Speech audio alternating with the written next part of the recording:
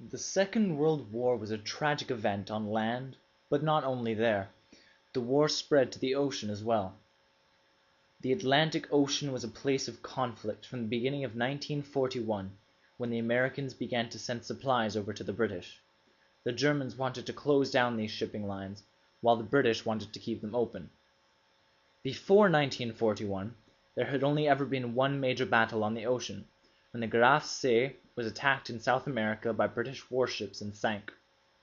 After that event, the oceans remained mostly calm, the Germans trying to avoid contact with the mighty Royal Navy, and the Royal Navy simply trying to defend their own merchant ships.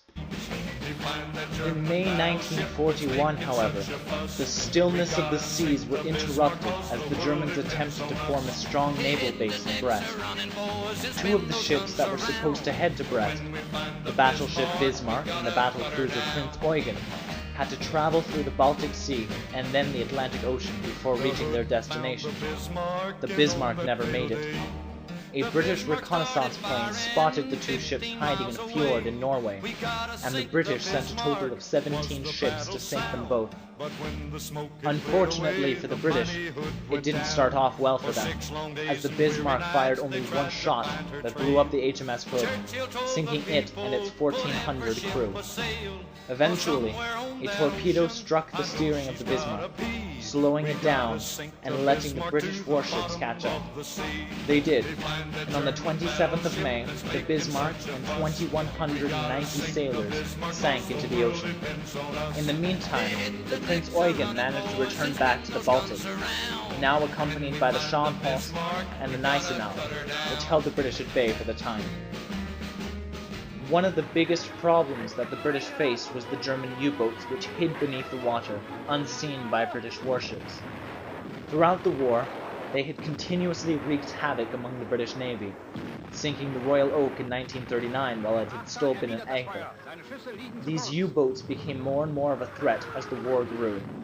But then the United States joined the war, and things started to change for the Germans.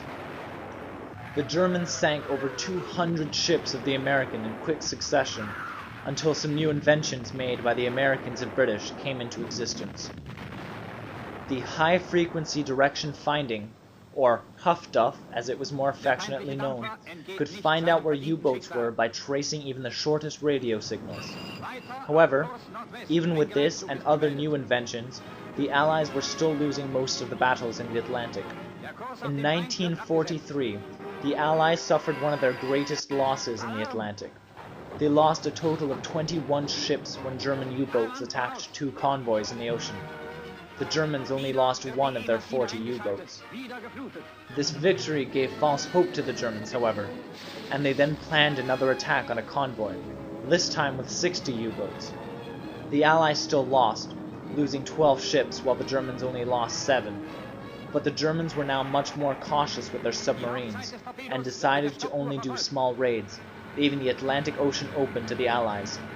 This victory in the Atlantic now meant the British could continue fighting the Germans for as long as it would take.